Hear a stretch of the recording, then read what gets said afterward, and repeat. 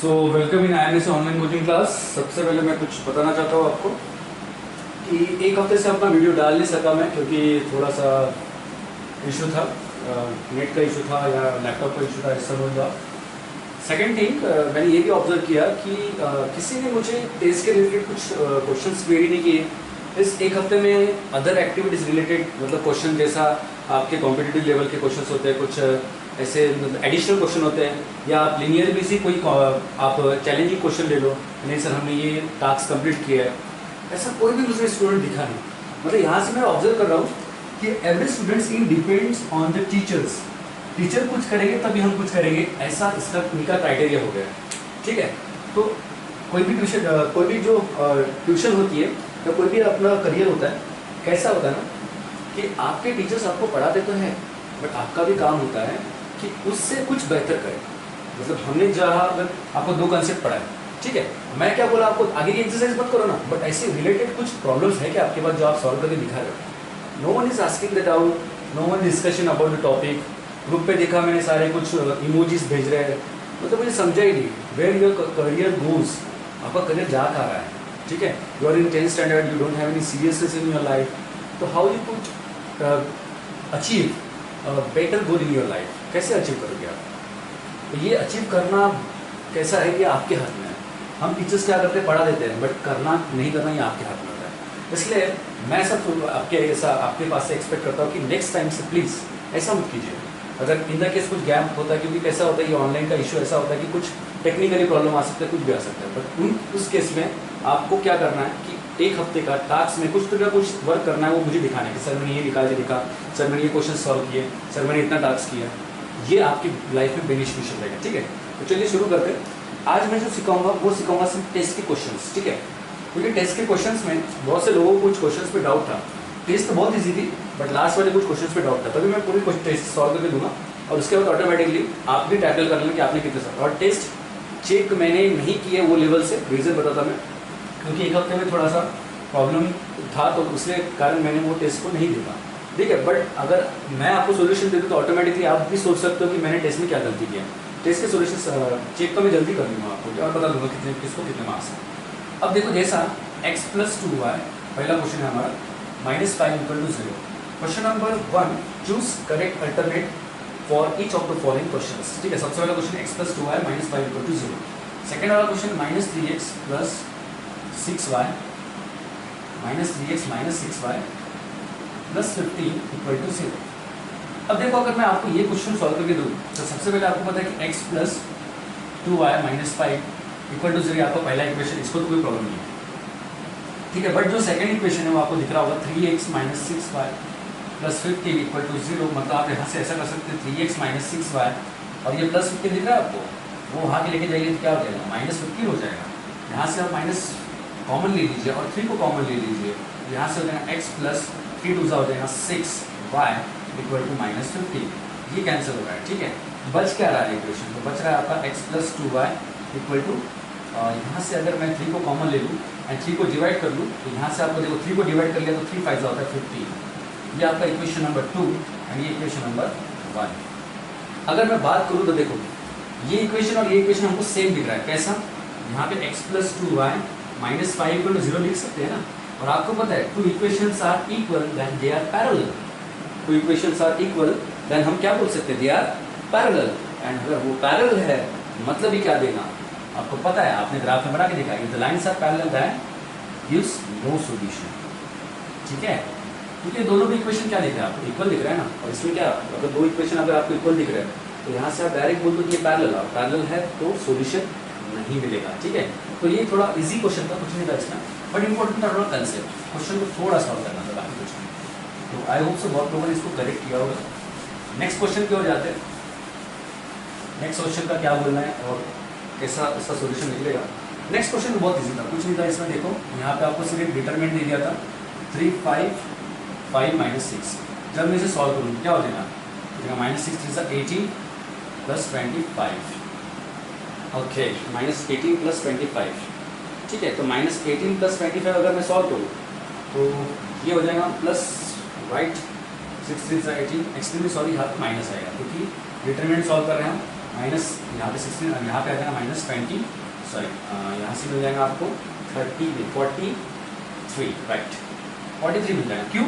क्योंकि -18 -25 अगर आप करते हो तो माइनस माइनस तो प्लस भी होगा, बट प्लस होगा तो होगा, बट आपको पता है कि बड़ी जो संख्या है 25 है, और उस संख्या की क्या लगती है, साइन लगती है, बड़ी sign, greatest sign, right, greatest number की साइन, तो वो हो गया -43। तो मुझे एक बात बताइए, इसमें से कोई ऑप्शन है -43? हाँ, आपका बी ऑप्शन करेक्ट हो गया, ठीक है। तो क्वेश्चन में कुछ नहीं था, ठीक है, बहुत इजी था। अब देखो, अगर मैं नेक्स्ट क्वेश्चन की ओर बढ़ूँ तो देखो क्वेश्चन जो थर्ड भी है वो भी बहुत स्ट्रेट फॉरवर्ड और बहुत इजी था। देखो एक्स और वाई की वैल्यू हम क्रैमर्स रूल में आपको पता है कैसे निकालते हैं। आपको पता है एक्स की वैल्यू निकालने के लिए हम क्या करते हैं, dx upon d, and y की वैल्यू निकालने के लिए क्या करते हैं हम, dy अपॉन डी, सिंपल। तो x की वैल्यू अगर मैं निकालूँ, dx की वैल्यू उसने फुल होती गिवन दे दिया, क्या दे दिया, -5, ठीक है, एंड डिटरमिनेंट क्या दे दिया उसने, -8 दे दिया, दिख रहा है आपको, आप देख सकते हो, ठीक है, -5, ओके फाइन। एंड y, जो y की अगर हम बात करें तो y के लिए हम उसको dy जो दिया है हमको -2 दे दिया, ठीक है, एंड जो डिटरमिनेंट दे दिया उसने वो दे दिया है हमें -8। तो मैं अगर इसको सॉल्व करूँ, देखो आपको x की वैल्यू क्या मिल रही है, यहाँ पे x की वैल्यू मिल रही है 5/8, और y की वैल्यू क्या मिल रही है, माइनस माइनस कैंसिल हो रहा है, 4 2 1 2 2 4 8 1/4, तो 5/8 एंड 1/4, ये इसका x और y का आंसर है। But they are asking about only the value of x क्या होगा, तो मैं बोलूँगा भाई वैल्यू ऑफ x तो आपको डायरेक्टली मिल रहा है क्या, 5/8। बट यहाँ पे भी बहुत लोगों का कंफ्यूजन था कि sir which option I selected from this options, because you know that in C or D option there will be -5/-8, right. आपको पता है कि मैंने जो क्वेश्चन डाला था उसमें यहाँ पे -5/-8 है। कुछ स्टूडेंट्स से मेरे को कॉल किया था एंड उन्होंने बोला था सर वहाँ पे तो 5/8 ऑप्शन ही नहीं है, तो फिर कैसा टिक करना। तो मैं बोलूँगा देखो ये कंफ्यूजिंग, माइनस माइनस तो कैंसिल हो रहा है यार, 5/8 ही होगा ना, ऑप्शन डी तो आपको वैसे करेक्ट हो रहा था। बट बहुत लोगों ने इसमें भी गलतियाँ कर दी है, may be, I don't know exactly इसने गलतियाँ की नहीं, बट -5/-8 क्या, माइनस माइनस कैंसिल कर दो, 5/8 सिंपल, ठीक है। और यहाँ पे देखो वैसे भी आपका माइनस माइनस कैंसिल होकर 5/8 की आ रहा था, तो माइनस कैंसिल नहीं किए रहते तभी भी आपका वही आंसर आता था। तो इतना बड़ा और डिफिकल्ट टास्क नहीं था अकॉर्डिंग टू मी, बट तभी भी अगर आपने गलतियाँ किया होगा तो आप सुधार सकते हो, ठीक है। Define linear equation two variable, ठीक है। अब लीनियर इक्वेशन टू वेरिएबल को डिफाइन करने के लिए हमको क्या क्या पता है, ठीक है। अब आपको पता है एन इक्वेशन, क्या लिखना था आपको पेपर में, ये बता रहा हूं मैं, an equation which contains two, an equation which contains two variable and the degree, two variable, पर डिग्री क्या होनी चाहिए, ये इंपॉर्टेंट है, क्या, degree of each term containing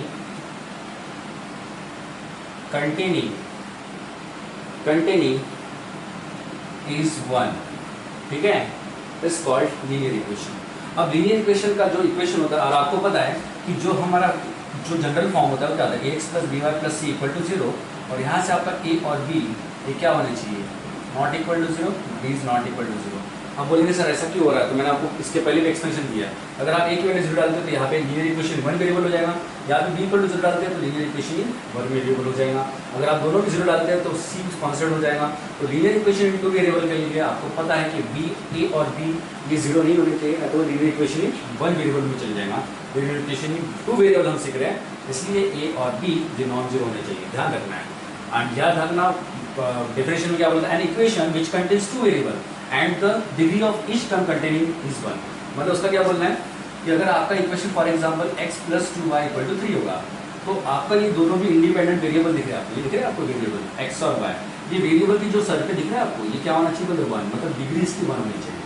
degree of each term is 1, अगर कंटेनिंग इज 1, ठीक है, कंटेनिंग 1 लिख लो, तो डिग्री दोनों भी वेरिएबल की क्या होनी चाहिए, 1 होनी चाहिए। अरे ऐसे इक्वेशन को हम क्या बोलते हैं, लीनियर इक्वेशन, और जिसकी डिग्री क्या होती है 1, ठीक है। तो मुझे पता नहीं किन लोगों ने ये सही लिखा है नहीं लिखा है, या बहुत गड़बड़ में लिख लिया है, बट आपको ऐसा सिस्टमैटिक लिखना चाहिए सब चीज़ें, ठीक है।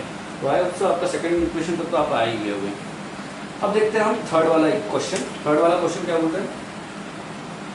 थर्ड वाला क्वेश्चन बोलते हैं आंसर एनी 3, बट मैं तो सारे सॉल्व करके दूंगा। आंसर एनी 3 बोला है, क्वेश्चन हमको 4 दे दिए, तो मैं चारों भी क्वेश्चन सॉल्व करके देता हूँ। सबसे पहले आपका क्वेश्चन आ रहा है 5a + 3b = 26। सेकेंड आपका 5a + b = 22। अब ये क्वेश्चन को सॉल्व करने के लिए आपके लिए बड़ी बात नहीं है, तभी मैं सॉल्व करके देता हूँ। आपको पता है कि ये क्वेश्चन में आपको कुछ सिमिलर दिख रहा है क्या, या हम कुछ मल्टीप्लाई कर सकते हैं किसी के साथ, तो हम वो देखते हैं। क्योंकि ये क्वेश्चन को सॉल्व करने के लिए आपको कुछ ना कुछ जुगाड़ करना पड़ेगा, बट वो जुगाड़ कैसा होगा, दैट इज़ वेरी इंपॉर्टेंट। ठीक है, तो आपको पता है यहाँ पे मल्टीप्लाई करने की जरूरत ही नहीं है। तो मैंने सब क्यों, क्योंकि 5 और 5 यहाँ पे क्या इक्वल है, तो आप सिंपल क्या कर दो, इससे सब्सट्रैक्ट कर दो। तो यहाँ पे सब्सट्रैक्ट किया तो यहाँ पे प्लस का माइनस, यहाँ पे प्लस का माइनस, यहाँ पे प्लस का माइनस, ये आपको पता है। प्लस 5a माइनस 5a क्या हो रहा है, कैंसिल हो रहा है। 3b माइनस b क्या हो रहा है, 2b हो रहा है। एंड यहाँ से आपको पता है 26 माइनस 22 अगर मैं करूँगा तो 26 अगर मैं माइनस 22 करता हूँ तो देखो यहाँ पे मुझे क्या मिलता है, यहाँ पे मुझे मिलता है 4। क्या मिलता है, 4। मतलब क्या मिल रहा है मुझे, 4 मिल रहा है।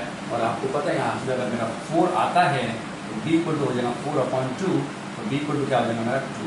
सिंपल, b की वैल्यू 2 मिल गई। अब b की वैल्यू 2 आप कोई भी इक्वेशन में डाल सकते हो। तो मैं क्या करता हूँ, इक्वेशन नंबर ये अगर मेरा 1 होगा, ये मेरा 2 होगा, तो मैं b इक्वल टू 2 वाली इक्वेशन में डाल देता हूँ। सिंपल, तो यहाँ से आपको मिलेगा 5a + 3 2 = 26। क्यों, क्योंकि b की जगह मुझे क्या डालना था, 2 डालना था।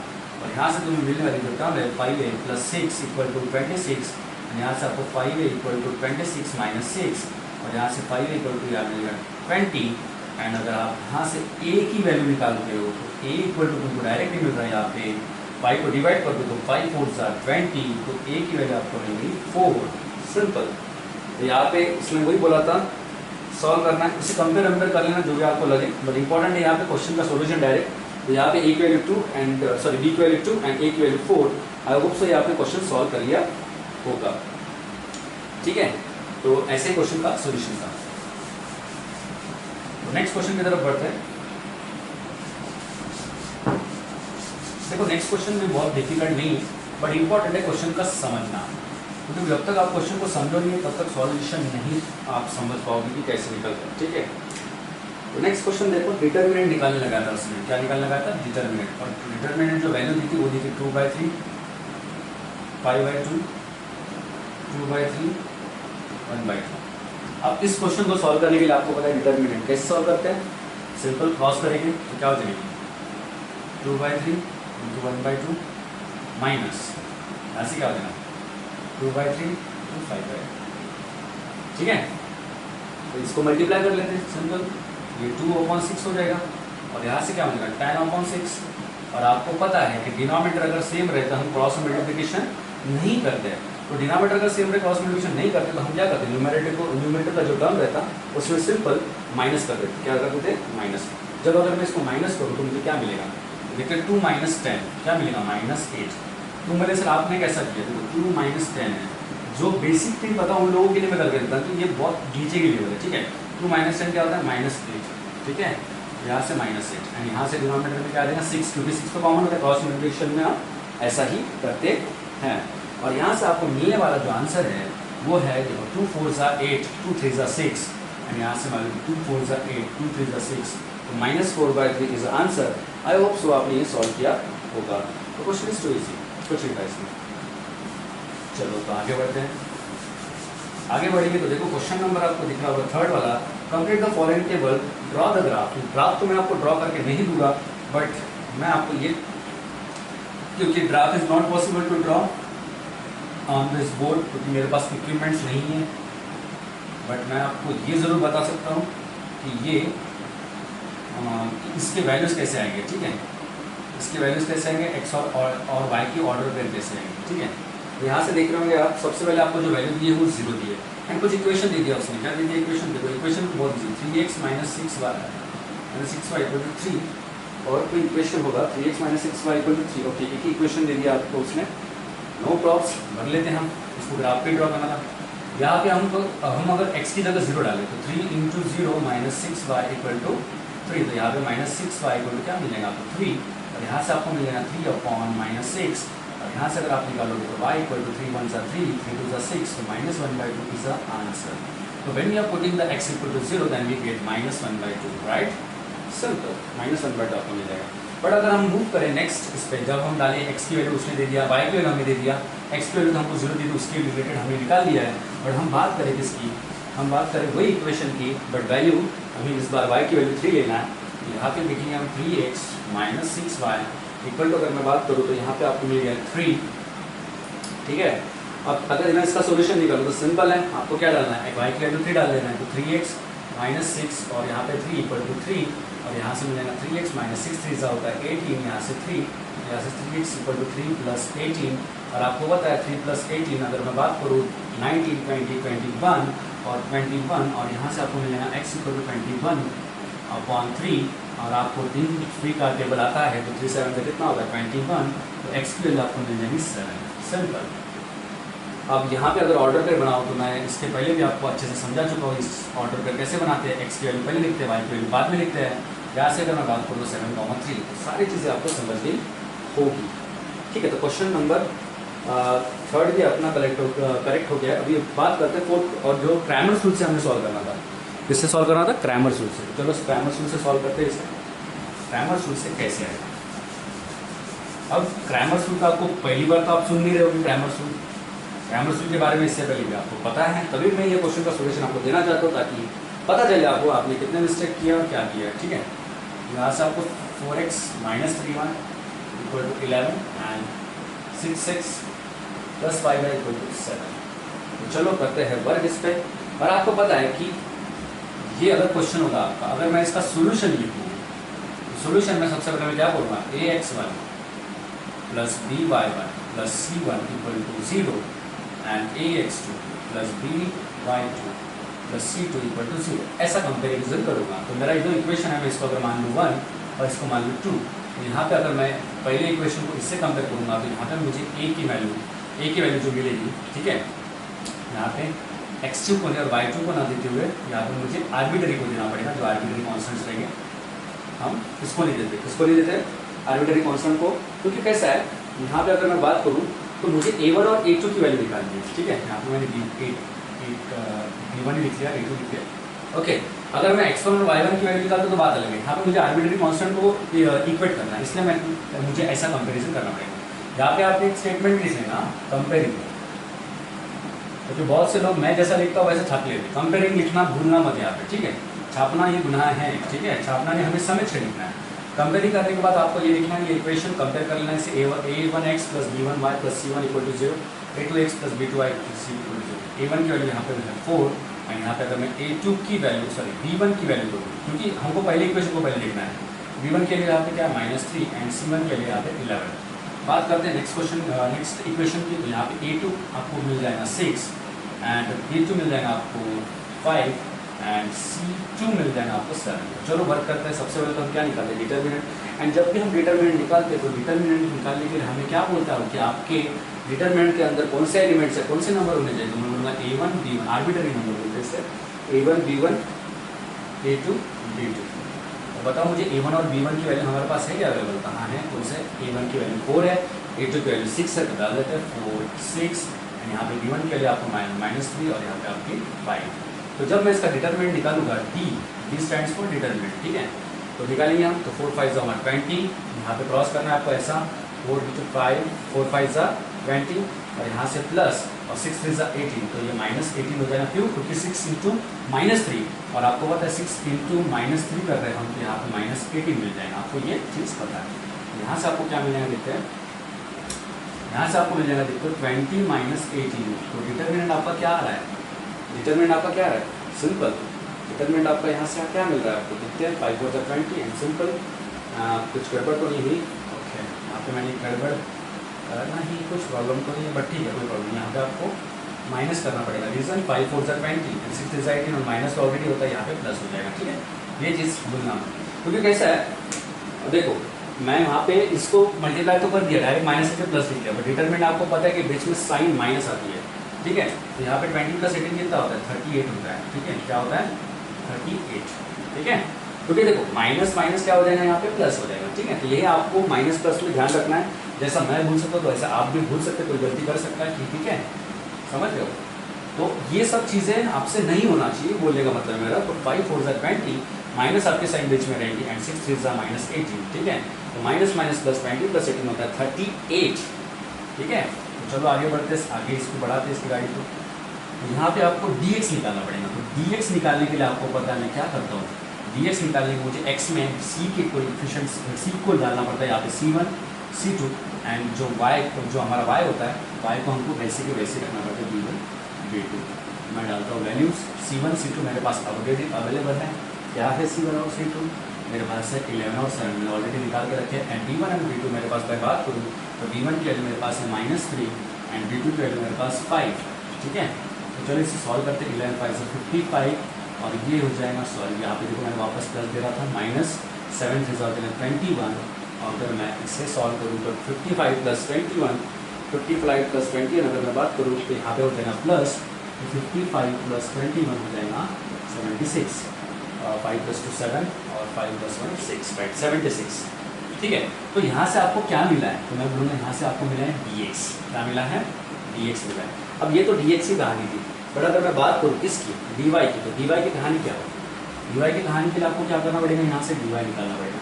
तो dy निकालने के लिए हम क्या करते हैं, यहाँ से dy निकालने के लिए आपको पता है कि y की पोजीशन पे हमको कांस्टेंट रखना पड़ता है c1 और c2, एंड जो a की पोजीशन x की पोजीशन होती है वहाँ पे a और a2 लिखना पड़ता है। तो यहाँ पे dy क्या मिल जाएगा आपको, a1 और a2 क्या है आपके पास, ये दिख रहा है आपको 4 और 6, डाल देते हैं 4 और 6, 4 और 6, और c1 और c2 क्या दिख रहा है आपको 11 और 7। तो चलो इसे क्रॉस करते हैं। तो 7 4 ज़ा 28, माइनस की साइन देना भूलना मत, 11 6 ज़ा 66, तो 28 माइनस 66, ठीक है, 28 माइनस 66, 7 4 ज़ा 28, राइट। कोई प्रॉब्लम नहीं, गलती तो नहीं हुई हमारे से, क्योंकि कैसा है सब चीज़ें देखना पड़ता है कि इक्वेशन में गलती ना हो जाए। 7 4 ज़ा 28, राइट, कोई प्रॉब्लम नहीं है। 7 4 ज़ा 28 माइनस 66, तो 66 में से मैं अगर 28 को माइनस कर दूँ तो यहाँ से तुम्हें क्या मिलेगा, देखते हैं हम, यहाँ से मिलेगा तुमको 8 एंड यहाँ से मिलेगा 38, राइट, समझ रहे हो। बट वो भी 38 क्या मिलेगा आपको, माइनस का 38 मिलेगा। तो मुझे सर आप क्यों ऐसा बोलो, क्योंकि बड़ी संख्या आपकी 6 है, उसकी जो साइन लगने वाली होती है माइनस है, ठीक है। यहाँ तक आपको समझ गया होगा।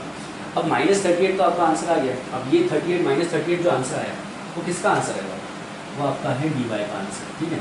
अब dx मिल गया, dy मिल गया, अब हमको किस पे जाना है, x पे जाना है। तो x पे जाने के लिए मुझे क्या करना पड़ेगा, सिंपल है, क्या करना पड़ेगा मुझे x पे जाने के लिए, x पे जाने के लिए मुझे सॉल्व करना पड़ेगा क्या, कि x इक्वल टू dy। मैं इसको थोड़ा सा मिटा देता हूँ।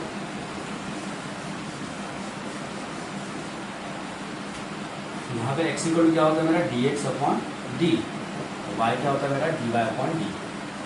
ध्यान रखना यहाँ पे एक स्टेटमेंट लिखना मत भूलना, बाय क्रैमर्स रूल, ठीक है। ये किसकी मदद से कर रहे हैं हम, क्रैमर्स रूल की मदद से कर रहे हैं। मैं जैसा करता हूँ वैसे छापना नहीं है, आपको सारी चीज़ें लिखनी है, ठीक है। आप सोल्यूशन दे रहा है इसमें मैं डायरेक्ट लिख रहा हूँ, ठीक है। यहाँ पे x इक्वल टू, अगर मैं क्वेश्चन सॉल्व करके तो टेक्स्ट बुक पे तो मैं सारी चीज़ें लिखता हूँ। dx की वैल्यू हमारे पास है 76, डिटरमिनेंट आपको क्या दिया था, डिटरमिनेंट आपका क्या निकला था, डिटरमिनेंट निकला था आपका 38, ठीक है। और y की वैल्यू dy क्या था तुम्हारा, -38, डिटरमिनेंट क्या है आपका 38, तो y की वैल्यू क्या मिलेगी आपको यहाँ से -1, सिंपल। फिर यहाँ पे x की वैल्यू क्या मिलेगी, 38 2 सा हो सकता है क्या, करते हैं 38 2 सा 8 2 सा 16, 0 सा 6 7, राइट 2, 38 1 सा 38, 38 2 सा 76, तो x की वैल्यू मिलेगी आपको 2 एंड y की वैल्यू मिलेगी आपको -1, ठीक है। y की वैल्यू क्या मिलेगी आपको -1 एंड x की वैल्यू क्या मिलेगी आपको 2, और ये आपकी वैल्यूज़ हैं जो आपको निकालने थे, x और y की वैल्यू। क्वेश्चन में ये पूछा था शायद से, right, solve the following by the Cramer's rule. Okay, Cramer's rule से बोला है तो x और y की वैल्यू आपको ऐसे निकालने थे। तो आई होप से आपको क्वेश्चन समझ गया होगा। अब करते हैं नेक्स्ट क्वेश्चन के बाद। सारे क्वेश्चन को प्रॉपरली समझो, क्योंकि कैसा है, जब तक आप प्रॉपरली समझो नहीं तब तक आपके दिमाग में घुसेगा नहीं कि तो how to solve the question, ठीक है। करते हैं वर्क। यहाँ पे देखो आपके जो अभी तक के क्वेश्चंस के आंसर आए हैं वो आपको प्रॉपरली समझ गए होंगे, बट इसके बाद का जो क्वेश्चन है वो भी आपको इम्पोर्टेंट है समझना। सो थोड़ा टेक्निकल इशू होने के कारण मुझे रीशूट करना पड़ रहा है ये वीडियो, तो कोई प्रॉब्लम नहीं। देखो क्वेश्चन नंबर 4 अपन स्टार्ट करने वाले हैं।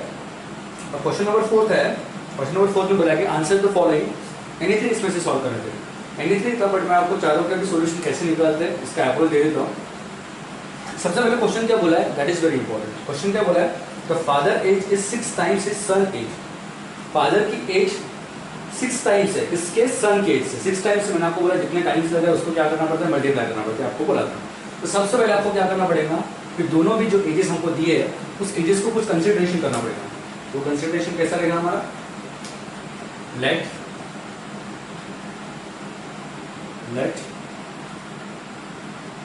द एज ऑफ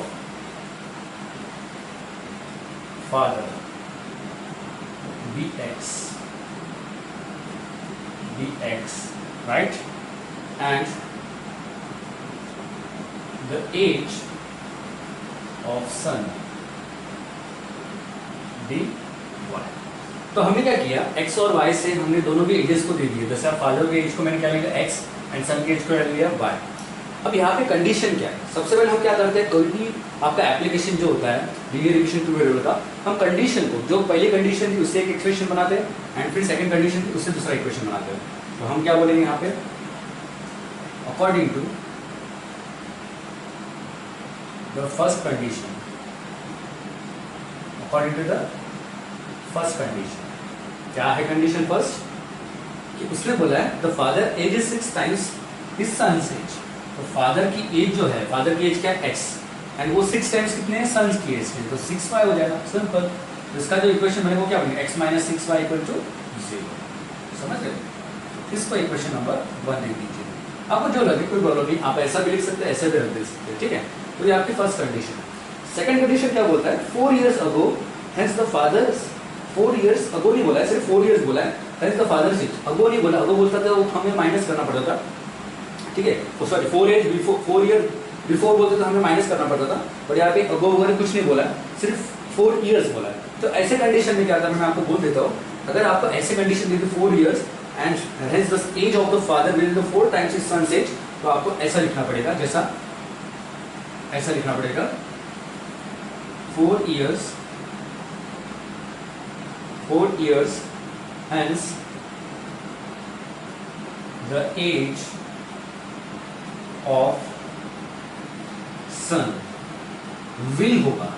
अगर आपको सिर्फ 4 ईयर दे दिया बाकी कुछ नहीं दिया, ठीक है, 4 ईयर दे दिया आपको बाकी कुछ नहीं दिया, एंड आपको 4 ईयर देने के बाद वो सिर्फ इतना ही कंडीशन देने के बाद आपको क्या सोचना है कि आपको जो एजेस है आपके प्रेजेंट एज उसमें आपको दे दिया 4, 5 जो भी उसमें ऐड करना, मतलब विल बोला है इसने, मतलब होगा, ठीक है। तो विल बी y प्लस 4, समझ रहे हो। तो ये 5 प्लस 4 किसका है, सन का एज है, and father age will be x plus 4। अब ऐसा क्यों लिखा मैंने आपको अभी बोला कि अगर आपको कभी भी ऐसे कंडीशन दे दिया 4 years, अगो नहीं बोला, बिफोर नहीं बोला, कुछ भी नहीं बोला, तो आपको वहां पे क्या करना पड़ेगा, विल वाला एज देना पड़ेगा। विल वाला एज मतलब आफ्टर 4 years वाला, या 4 years के बाद उसकी एज कैसे होगी, विल वाला, ठीक है। y प्लस 4 और x प्लस 4 ये उसका एजेस आ जाएंगे 4 years के, ठीक है। तो 4 years के एजेस उसके आ गए। अब इंपॉर्टेंट फैक्ट इज दैट कि यहाँ पे आपको इक्वेशन को क्या बनाना है। उसने क्या बोला है क्वेश्चन में कि 4 years hence the age of the father will be the 4 times his son's age। age of the father, age of the father, ये हमारी age of the father है, will 4 times the age of the son, 4 times the age of the son। मैंने आपको इसके पहले में condition बोला था कि किस प्रकार की कंडीशन को कैसे लिखते हैं, ठीक है। तो x प्लस 4 जो है था हमारा, वो किसका एज था, फादर का एज था। तो 4 टाइम्स क्या है बोलते हैं, सन के एज से। ये मैंने लिख दिया सन के एज से 4 टाइम्स। अब यहाँ पे क्या करते हैं, हम इस इक्वेशन को थोड़ा सॉल्व कर लेते हैं। तो x plus 4 equal to 4y plus 4 4 सा 16 हो जाएगा, राइट। अब यहाँ पे आप सोच रहे होंगे कि सर इसके बाद हम कैसे इसको टैकल करें। तो सिंपल है, देखो यहाँ पे 4y, यहाँ पे 16 दिख रहा है आपको, जो आपको 4y दिख रहा है आपको यहाँ पे एडिशन दिख रही है, तो यहाँ पे क्या हो जाएगा, सब्सट्रैक्शन हो जाएगा, सिंपल। यहाँ पे मैं क्या लिख सकता हूँ, x minus 4y equal to, constant को मैं वहाँ भेज देता हूँ, तो क्या हो जाएगा 16 minus 4, 16 minus 4, how it is, 4 है आपका, यहाँ पे पॉजिटिव, वहाँ जाके नेगेटिव हो जाएगा, यहाँ पे प्लस है 4y, यहाँ पे आके माइनस हो जाएगा। यहाँ से मुझे क्या मिल सकता है, x माइनस 4y को 16 माइनस 4 मिलेगा आपको 12। या आपका इक्वेशन नंबर 2 दे दो आप, ठीक है। अब देखो आपके दो इक्वेशन तो बन गए, x minus 6y equal to 0 and second है x minus 4y equal to 12। But हमें किसकी वैल्यू निकालनी है? हमें निकालनी है वैल्यू इसकी x और y की। अब x और y की वैल्यू डायरेक्ट निकलेंगी तो हमें कुछ तो वर्क करना पड़ेगा। तो हम क्या कर लेते हैं, देखो दिख रहा है आपको 1 एंड 2 दिख रहा है आपको। इस 1 एंड 2 को हम क्या कर लेते हैं, ऐड कर लेते हैं, नहीं तो सब्सट्रैक्ट कर लेते हैं 2 में से 1 को। देखते हैं सब्सट्रैक्शन कैसा होगा इसका। x माइनस 6y, तो आप ऐसा कर लो, x minus 4y equal to 12 and x minus 6y equal to 0। अगर मैं इसे सॉल्व करता हूँ, अगर आप वैसे भी कर सकते हो, x की वैल्यू आप 6y रख के भी कर सकते हो, वैसे भी आंसर आ जाएगा, ठीक है। बट मैं थोड़ा साइमल्टेनियसली जा सकता है एलिमिनेशन मेथड जो हम सीखे अच्छे से, इसलिए मैं इस मेथड से जा रहा हूँ। आप यहाँ पे x इक्वल टू 6y डाल के भी आंसर निकाल सकते हो। तो यहाँ पे माइनस प्लस माइनस हो जाएगा, यहाँ से देखो प्लस और माइनस कैंसिल हमेशा की तरह, और यहाँ पे क्या हो जाएगा, प्लस जो है हम बड़ी संख्या को दे रहे हैं, तो यहाँ से आपको क्या मिलेगा 2y मिलेगा, और यहाँ से मिलेगा आपको 12। तो y इक्वल टू क्या हो जाएगा 12/2, तो y इक्वल टू क्या हो जाएगा 2 6 12। तो y की वैल्यू तो हमें मिल गई है। अब क्या करना है आपको, सिंपल, ये y की वैल्यू आपको दिख रहा है, ये आपको दिख रहा है जो आपने बनाया था x equal to 6 times y, उसमें डाल देंगे। तो क्या हो जाएगा यहाँ पे x इक्वल टू 6, y की वैल्यू हमारी 6 है, तो x इक्वल टू 6 6 हो जाएगा 36, ये आपका आंसर है, ठीक है। तो x इक्वल टू क्या हो गया आपका 36, तो x equal to 36 and y equal to 6, मतलब जब फादर की एज 4 साल बाद, या ऐसा बोल लो कि फादर की एज कितनी रहेगी 36 रहेगी और सन की एज रहेगी 6, ठीक है। जब फादर 36 एज करेंगे तो सन की एज रहेगी 6 ईयर्स, ठीक है। ये आपको समझना चाहिए। अब यहाँ पे क्वेश्चन में कुछ था ही नहीं इसमें जो हमें ना है, ठीक है। तो ये तो आपको समझ गया होगा कि क्वेश्चन को कैसे टैकल करते हैं। अब हम करते हैं next question solve. Next question में क्या बोला गया है, नेक्स्ट क्वेश्चन में बोला है तो solve the following pair equation reducing them to the pair of linear equation. अब आपको एक चीज तो पता है, मैंने आपको पढ़ाया था कि अगर आपका कोई भी इक्वेशन लीनियर इक्वेशन के फॉर्म में ना हो तो हमें उसे बनाना पड़ता है सब्स्टिट्यूटिंग सम वेरिएबल्स। सब्स्टिट्यूटिंग सम हमें वेरिएबल्स करना होता है, और वेरिएबल्स कुछ भी ले सकते हो, p q x y m n, जो भी आपको ठीक लगे। तो चलिए इस क्वेश्चन को सॉल्व करते हैं। क्वेश्चन को सबसे पहले मैं लिख लेता हूँ 1/3x plus y plus 1/3x minus y equal to 3/4। इसके क्वेश्चंस थोड़े बड़े होते हैं तो इसलिए मैं नीचे लिख लेता हूँ कॉमन रख के 3x plus y minus 1/2 3x minus y। ये सारे क्वेश्चंस आपके पास है, नो डाउट, ठीक है। अभी जो न्यू कमर्स होंगे उनको मैं पीडीएफ दे दूंगा, डोंट वरी। अब देखो यहाँ पे मैंने आपको ये मेथड कैसे सिखाई थी। आप प्रीवियस वीडियो जो आप ये फर्स्ट टाइम वीडियो देख रहे हैं सॉल्यूशंस का, वो ना देखे, उन्होंने सारे प्रीवियस वीडियो देख लिए, देन यू कैन आप ये वीडियो देख सकते हो। नहीं तो हम नहीं देख सकते, रीजन क्योंकि आपको पता है कि इस क्वेश्चन को सॉल्व करने के लिए आपको सब्स्टिट्यूशन कैसे लेना पड़ता है, क्या ये सारी चीजें मैंने आपको प्रीवियस वीडियो में बता चुका हूँ। तो 1/3x plus y, 1/3x plus y को मैं क्या कर दूंगा, मैं p m आपको जो लगे, x y तो ऑलरेडी इसमें होता है, तो x y में लेते हो तो दूसरा कुछ वेरिएबल को सब्स्टिट्यूट करते हैं। तो 1/3x plus y equal to p, 1/3x minus y equal to 3। तो मैं क्या करता हूँ, देखो ये क्या करता हूँ मैं सब्स्टिट्यूट पुट वगैरह कुछ लिखता नहीं हूँ, क्योंकि सारे स्टैंडर्ड्स जो हमने लिखने थे वो हमने क्वेश्चंस में हमारे एक्सरसाइज में लिखे। तो मैं क्या करता हूँ डायरेक्टली आपको इक्वेशन को बना के देता हूँ।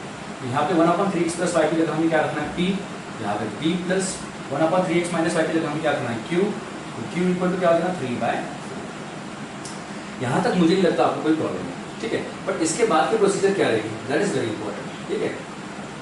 अब इसके बाद की जो प्रोसीजर रहेगी, ये प्रोसीजर तो सिंपल है। क्यों? क्योंकि आपको ये इक्वेशन 1 दे दो एंड q की जगह हमको आपको पता है कि q अगर आपका इक्वेशन 1 होगा या आपका इक्वेशन 2 होगा, अगर मैं इसको इक्वेशन नंबर 3 दे दूँ तो मैं क्या करता हूँ, ये वैल्यूज मैंने अभी 1 में डाल दिए, तो अब यही वैल्यूज मैं क्या करूँगा 2 में डाल दूंगा, ठीक है। तो 2 में डाल दूंगा तो मुझे क्या मिल जाएगा, देखते हैं 1/, तो मैं 1/2 को बाजू में लिख लेता हूँ एंड 1/3x प्लस y की जगह मुझे क्या डालना है, p डालना है, माइनस है बीच में, minus 1/2 and 1/3x minus y की जगह मुझे क्या डालना है, 1/3x माइनस y की जगह मुझे डालना है q equal to minus 1/। Simple, क्या करता हूँ यहाँ से 1/2 को कॉमन ले लेता हूँ। जब मैं 1/2 को कॉमन ले लेता हूँ यहाँ से मुझे क्या मिलता है, p minus q equal to minus 1/2। 8। ये 2 को क्या करता हूँ मैं, ये 2 यहाँ पे डिवाइड है, वहाँ जाके क्या हो जाएगा, मल्टीप्लाई हो जाएगा। तो मुझे क्या मिलेगा, p minus q, p minus q equal to, यहाँ पे 2 है तो 2 अपॉन 8, 2 1 जा 2, 2 4 जा 8। तो यहाँ पे मुझे मिलने वाला जो इक्वेशन है वो p minus q equal to -1/4 है। ये आपकी इक्वेशन नंबर 2 है। ठीक है, तो यहाँ तक की प्रोसीजर तो आपको समझ गई होंगी, आई होप सो। अब इसके बाद के जो सोल्यूशन है हमें कैसे निकालना पड़ेगा, सिंपल है। ये आपका इक्वेशन, सॉरी यहाँ पे इक्वेशन 2 नहीं देना चाहिए, आपने 4 देना चाहिए, क्योंकि यहाँ पे आपने 3 दे दिया, 4 दे दिया। ठीक है, तो 1 2 3 एंड 4। अभी 3 और 4 को हम क्या करते हैं, इक्वेट करते हैं। सिंपल 3 और 4 को क्या करना है हमें यहाँ पे, सिंपल क्या करना है, ऐड करना है। क्योंकि अगर आप ऐड कर दोगे तो आपका आ जाएगा, क्योंकि अल्टरनेट साइन हमारे पास प्रेजेंट है, टर्म्स आर इक्वल। तो चलो करते हैं शुरू। p plus q equal to हमारे पास है क्या, 3/4, 3/4। और यहाँ पे मुझे क्या मिल रहा है, p minus q equal to -1/4। अगर मैं इसे प्लस करता हूँ तो plus q minus q cancel हो रहा है, यहाँ से 2p मिल रहा है मुझे, एंड यहाँ पे अगर मैं ऐड करूँगा तो 3/4 माइनस 1/4, राइट, ये 3/4 माइनस 1/4। और आपको एक चीज़ तो पता है कि डिनोमिनेटर अगर इक्वल हो गए दोनों के लिए तो हम क्रॉस मल्टीप्लिकेशन नहीं करते हैं, और ऊपर के टर्म की क्या करते हैं, माइनस करते हैं। सिंपल 3 माइनस 1 होगा 2, 2 अपॉन 4, तो 2p, 2 1 जा 2। नहीं तो आपको अगर ऐसा नहीं करना, आपको पसंद नहीं आया, तो आप देखो 3 माइनस 1 क्या होता है 2, 2 अपॉन 4 अपॉन ये है 2, 2 2 कैंसिल कर लो, तो p इक्वल टू 1/4। क्योंकि आपको पता है एक चीज़ की 2 इक्वल टू 2 होगा, तो मैं 2 2 कैंसिल तो 1 इक्वल टू 1 लिख सकता हूँ। ठीक है, बस ये चीज़ समझनी है आपको। तो p इक्वल टू क्या आ गया आपका, 1/4। बट आपको तो पता है कि p की वैल्यू तो हमारी आ गई, पर हमारी q की वैल्यू कहाँ है। हम क्या करेंगे, कोई भी इक्वेशन में डाल देंगे। तो फर्स्ट इक्वेशन में अगर मैं डाल दूँ, थर्ड इक्वेशन में डाल दूंगा तो क्या मिलेगा हमें, p की वैल्यू मुझे डालना 1/4। ठीक है, ये पुट इन 3, हाँ, तो आप इसमें भी कंफ्यूज हो जाएंगे, पुट इन 3 में डाल रहा हूँ। ठीक है, तो यहाँ से मुझे क्या मिल जाएगा, 1/4 प्लस क्यू इक्वल टू 3/4। और यहाँ से अगर मैं इसका सोल्यूशन निकालूंगा तो मुझे मिलेगा q equal to 3/4 minus 1/4, q equal to 3/4 minus 1/4। तो यहाँ से आपको क्या मिलने वाला है, क्यू इक्वल टू 3 माइनस 1 क्या होता है 2/4। एंड आपको पता है यहाँ से क्या बोल सकते हैं, 2 1 जा 2, 2 2 जा 4। एंड यहाँ से आपको क्यू इक्वल टू मिल जाएगा 1/2। अब q इक्वल टू 1/2 तो मिल गया आपको, बट ये q इक्वल टू 1/2 यहाँ तक अपना काम खत्म हो गया। क्यों, क्योंकि आपको पता है यहाँ पे आपको p और q की वैल्यू मिल गई है। बट ये p और q तो हमारे तब आए थे जब हमने कुछ तो भी सब्स्टिट्यूट किया था। तो आपको ये p और q को क्या करना पड़ेगा, रिसब्स्टिट्यूट करके जो हमारे वैल्यूज आए उसे प्रॉपरली ये इक्वेशन जो हमने बनाया था, ये सब्स्टिट्यूशन, तो सब्स्टिट्यूशन के हिसाब से हमको इक्वेशंस को बनाना पड़ेगा x और y का। तो करते हैं कैसा हो जाएगा ये देखते हैं। यहाँ से सिंपली आप क्या कर लो, पहले आप p को कंसिडर कर लो। तो p को आपका है 1/4, राइट, क्या था 1/4। अब p की वैल्यू हमारे पास क्या है, 1/3x plus y equal to 1/4। Simple. अब यहाँ से आप क्या करो, मल्टीप्लाई करो, यहाँ से आपको क्या मिलेगा 3x plus y equal to 4। क्यों, क्योंकि ये 4 इसमें डिनोमिनेटर में यहाँ पे जाकर मल्टीप्लाई हो जाएगा। यहाँ पे सेम 3x प्लस वाई में डिवाइड डिनोमिनेटर में, और बाद में क्या करेंगे न्यूमरेटर में चल जाएगा। इसको इक्वेशन आप कौन सा दे दोगे, जैसे आपका 4 तक हो गया था, इसको आप 5 दे दो। ठीक है, अब इसके बाद ये तो किसके लिए हो गया हमारा, p इक्वल टू 1/4 के लिए, पर q के लिए तो रह गया। q के लिए वर्क करते हैं, इसे थोड़ा सा दिखा देता हूँ, यहाँ पे लिख लिया हूँ मे भी। ठीक है, अब q के लिए कैसा वर्क करेंगे, तो q इक्वल टू क्या है 1/2 है। ठीक है, q इक्वल टू 1/2। अब q की वैल्यू क्या है यहाँ पे, क्योंकि हमारे पास है 1/3x minus y equal to 1/2, right. यहाँ पे भेज देते हैं हम, यहाँ पे हो जाना 3x minus y equal to, ये मिल जाएगा। ठीक है, अब यहाँ पे इंपॉर्टेंट क्या है आपके पास, यहाँ पे इंपॉर्टेंट है कि जो इक्वेशंस मिले हैं हमें, क्या हम इसमें से x और y की वैल्यू निकाल सकते हैं। तो मैं बोलूँगा क्यों नहीं निकाल सकते। देखो सिंपल, यहाँ पे आपको सिंपल क्या करना पड़ेगा, एडिंग 5 प्लस 6। जब मैं ऐड करूँगा यहाँ पे तो आपको मिलेगा 3x plus y equal to 4 and 3x minus y equal to 2। जब हम इसे ऐड करते हैं तो आपको पता है एलिमिनेशन मेथड जो हमारा होता है, हम कुछ तो भी एक वेरिएबल को एलिमिनेट करके दूसरा का आंसर निकालते हैं, दूसरे को एलिमिनेट करके पहले का आंसर निकालते, जो भी है। अब यहाँ पे होगा क्या, यहाँ पे आपको पता है प्लस और माइनस होगा कैंसिल। 3x होता है 6x एंड यहाँ पे 4 + 2 होता है आपका 6, तो यहाँ से आपको x इक्वल टू क्या मिलेगा 1।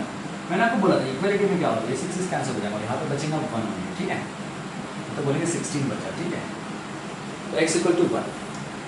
अब जो हमें x इक्वल टू 1 मिला है, हम उस वैल्यू को लेके किसी भी इक्वेशन में डाल के y की वैल्यू निकाल सकते हैं। हम क्या करते हैं, पुट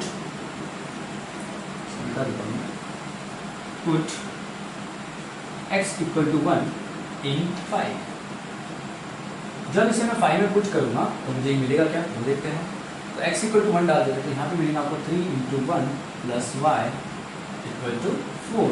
तो y इक्वल टू क्या मिलेगा यहाँ पे 4 - 3, तो y इक्वल टू क्या मिलेगा 4 - 3 क्या होता है 1 होता है, ठीक है। तो यहाँ से तो एक चीज़ तो क्लियर हो गया आपकी कि x और y की वैल्यू आपको मिल जाए, क्या मिल गया, x की वैल्यू 1 और y की वैल्यू 1। तो x की वैल्यू भी 1 मिल गया और y की वैल्यू भी 1 मिल गई। क्या किया मैंने, यहाँ पे 3 था तो 3 × 1 = 3 होता है, 3 पॉजिटिव वहाँ जाके निगेटिव हो जाएगा, 4 - 3 होता है 1। तो x और y की वैल्यू हमें यहाँ से मिल गई है। अब इंपॉर्टेंट है यहाँ पे x और y की वैल्यू तो मिल गई है, बट क्या हमें ये निकालना, तो मैं बोलूँगा यस, ये आपका इक्वेशन का सोल्यूशन है। x और y के ऑर्डर पेयर आप लिख सकते हो, ऑर्डर पेयर आप कैसे लिखोगे 1, दैट्स इट। तो ये क्वेश्चन था जो आपको टेस्ट में पूछा गया था। बहुत से लोगों ने मे भी सॉल्व किया हुआ इसे अच्छे से, बहुत से लोगों ने मिस्टेक किया हुआ, डोंट नो, बट इम्पॉर्टेंट है यहाँ पे कि आपको क्वेश्चन को समझना था, ठीक है। तो यहाँ तक तो हो गया, करते हैं नेक्स्ट क्वेश्चन। तो राइट, लास्ट वाला जो क्वेश्चन है मैं उसके बारे में थोड़ा सा बता दूँगा, ठीक है। मैं बोल दूँगा वो क्वेश्चन आपको जैसा लगता है ठीक वैसा। मैंने आपको बोला था जनरल वैल्यूज के लिए आप निकालो 0, -1, 1, -2, 2, ठीक है। 4 ऑर्डर पे निकालना है हमें ग्राफिकल का जब भी क्वेश्चन आता है, ठीक है। लास्ट वाला वो थर्ड वाला भी करके दे रहा हूँ मैं, डोंट वरी, ठीक है। तो यहाँ से सन्स वाला भी हो गया हमारा, राइट, सेकंड वाला भी हो गया, कॉस्ट वाला भी मैं आपको कर दूँगा। एंड ये जो लास्ट वाला है इक्वेशन ऑफ ग्राफिकली, उसका आपको दिया 2x - 3y = 4 and 3y - x = 4, ठीक है। इसे आपको ग्राफ में सॉल्व करने के लिए आपको क्या करना पड़ेगा, मैंने आपको ग्राफिकल मेथड से जो आप वीडियो है देख सकते हो, मैंने क्या बोला था, यहाँ पे x और y, राइट, यहाँ पे ऑर्डर पेयर बनेंगे।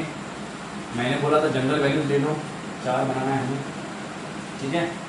यहाँ पे आप ले सकते हो 2, -2, जो भी आपको लगे, ठीक है। तो ये जनरल है, हम लेते हैं हमेशा की तरह, तो इसके भी आप निकाल सकते हो। ग्राफिकल मेथड से सॉल्व करो और देखना है आपको ये क्वेश्चन जो ग्राफिकल मेथड है ये आपको यूनिक सोल्यूशन देती है, कौन सा सोल्यूशन देती है। ये सिंपल था, आप 0 डाल के देख लेना, x और y के ऑर्डर पे निकाल लेना। यहाँ पे y की x की वैल्यू 0 डालो तो y की वैल्यू क्या मिलेगी, -1 डालो तो क्या मिलेगी, 2 डालेगी तो क्या मिलेगी, -2 डालेगी तो क्या मिलेगी। और ये दोनों भी इसके लिए करना, ठीक है। ये दोनों भी, ये जो वैल्यूज डाले मैंने इसके लिए भी यूज़ करना, इसके लिए भी यूज़ करना, तो दो आपके और एक आपका बन जाएगा। जो न्यू कमर है उनको ये थोड़ा डिफिकल्ट जाएगा, तो उसके लिए आप ग्राफिकल मेथड का जो वीडियो है वो आप देख सकते हो, ठीक है, और उसमें से आपको एक टैकल कर जाएगा। तो आई होप सो ये सॉल्यूशंस आपको समझ गए होंगे, और वो क्वेश्चन लास्ट रहेगा उसको भी हम करते हैं, ठीक है।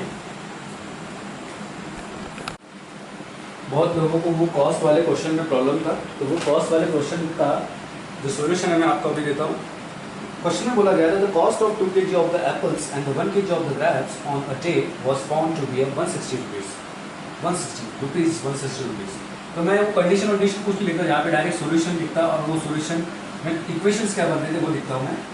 यहाँ पे 2x + y = 160 and second equation बोला था आफ्टर द 1 4 kg मतलब 4x and apples and 2 kg of grapes, 2 kg of grapes मतलब 2y = 300। ओके, ये दो इक्वेशन बन रहे थे इसके, बाकी वो x और y जो आपका काम होगी, ठीक है। वैसे वो मैं बहुत बार 10 बार बता चुका हूँ कैसे लिखता है। तो यहाँ पे आपका जो इक्वेशन 1 है इसको वापस लिखता हूँ, तो क्या हो जाएगा 2x + y = 160 एंड यहाँ से आपको क्या मिल जाएगा, 2 कॉमन ले लो, क्या हो जाएगा x + y, sorry 2x + y = 300। Divide कर दो तो क्या मिलेगा आपको, 2x + y = 160। यहाँ से मिल जाएगा आपको, यहाँ से मिल जाएगा आपको 2x + y, 2 को डिवाइड कर दो, 2 को डिवाइड करेंगे तो ये मिल जाएगा आपको 1, 2 5 = 10, 2 0 0, क्योंकि आप 2 को डिवाइड करेंगे तो 2 1 = 2, ठीक है, 2 5 = 10, 2 0 150, ठीक है। अब ये दो इक्वेशन आपको मिल जाए। अब ये दो इक्वेशन क्या कौन सा बिहेवियर देते हैं। बहुत से लोगों का बोलना था कि सर x और y की वैल्यू निकलती नहीं, क्वेश्चन गलत है। मैं बोलूँगा कौन सा क्वेश्चन गलत ही होगा, कुछ ना कुछ तो सोल्यूशन देना है। और अपने पास तीन बंदे हैं, मैं बताऊंगा कौन से। सबसे पहला कोइंसाइड्स, सेकंड है यूनिक, मैं तो आप सबसे पहले यूनिक लिख लो, यूनिक सॉल्यूशन, ठीक है। सेकंड है अपना कोइंसाइड्स, थर्ड है अपना पैरेलल। ये तीनों में से एक तो देगा वो कुछ ना कुछ सॉल्यूशन। यूनिक सॉल्यूशन मतलब इंटरसेक्ट वन पॉइंट, ऐसा बोल रहा इंटरसेक्टिंग द लाइंस, ठीक है। Intersect the lines, coincide and parallel, ये तीनों बंदे हैं। इस तीनों में से कोई ना कोई एक तो होगा ही, 100% है। बट इंपॉर्टेंट है यहाँ पे इसको क्वेश्चन को सॉल्व कैसे करना है। अब देखो यहाँ पे आपको पता है कि अगर मैं इसकी वैल्यू निकालने की कोशिश करूँ तो यहाँ पे 2x और यहाँ पे अगर मैं माइनस लगाऊँ तो पूरा कैंसिल हो जाएगा। मतलब एक तो ये कोइंसाइड तो नहीं आ सकता, दो सॉल्यूशन में से कुछ तो भी, यूनिक सॉल्यूशन तो नहीं देगा। तो इसका सॉल्यूशन कैसे निकालते थे हम, देखो यहाँ पे आपको कंपैरिजन कुछ करना था, आपको एग्जाम में भी ऐसे ही करना था, बट बहुत लोगों ने किया नहीं किया पता नहीं मुझे। तो B1 है यहाँ पे 1, C1 है यहाँ पे 16, ठीक है। अगर मैं इसे कंपेयर करूँ तो A2 इक्वल टू है मेरे पास 2 एंड B2 भी यहाँ पे मेरा 1 एंड C2 यहाँ पे मेरा है, यहाँ पे मेरा 160 है, यहाँ पे मेरा 150 है, ओके। अब आपको पता है कि दो सॉल्यूशन के लिए मतलब पैरेलल लाइंस के लिए हमें क्या करना पड़ता है, A1/A2, B1/B2, but C1/C2 equal नहीं आएगा। तो क्या करना है, देखो A1/A2 आपके पास क्या है, A1 क्या है आपके पास 2, A2 क्या है तुम्हारे पास 2, B1 क्या है 1 और C1 और C1 क्या है तुम्हारे पास, C1 है तुम्हारा 160 एंड C2 क्या है तुम्हारे पास 150, ठीक है। तो देखो ये तो इक्वल आ गए दोनों, बट ये इक्वल नहीं आया। तो ऐसे केस में हम इसको क्या बोलते हैं, इसको बोलते हैं नो सॉल्यूशन। क्यों no solution, because the lines are parallel lines, ठीक है। ये क्या हो गया, पैरेलल लाइंस हो गया। यही चीज़ लिखनी थी आपको, ठीक है। तो आप बोलेंगे सर ऐसा वर्ड प्रॉब्लम हमने कभी देखा नहीं, बट कैसा क्वेश्चन तो कभी कोई भी आ सकता है, जैसा आप चैलेंजिंग क्वेश्चन को सॉल्व करने की कोशिश करोगे, ठीक है। चैलेंजिंग क्वेश्चन को सॉल्व करने की कोशिश करोगे तो वहाँ पे तो आपको सब चीज़ें फेस करना है। कोइंसाइड्स, ठीक है, सबसे पहला है आपका intersection the lines, coincides and parallel lines, ठीक है। उसमें से मुझे मिल रहा है पैरेलल लाइंस, मतलब ये किसके लिए देता है आपको, नो सॉल्यूशन, ये ध्यान रखना आपको, ठीक है। तो इसका नो सॉल्यूशन आंसर था। बहुत लोगों का ऐसा बोलना सर एक्स और वाई की वैल्यू लिख लीजिए, इतना सिंपल क्वेश्चन था, कुछ नहीं था इसमें, ठीक है। बाकी वो एक्स और वाई की value let x be this and let y be this वो आप लिख लेना। तो ये था क्वेश्चन का पैटर्न, और ऐसे ही क्वेश्चन को आपको सॉल्व करने होते हैं, ठीक है। तो नेक्स्ट क्वेश्चन देखते हैं।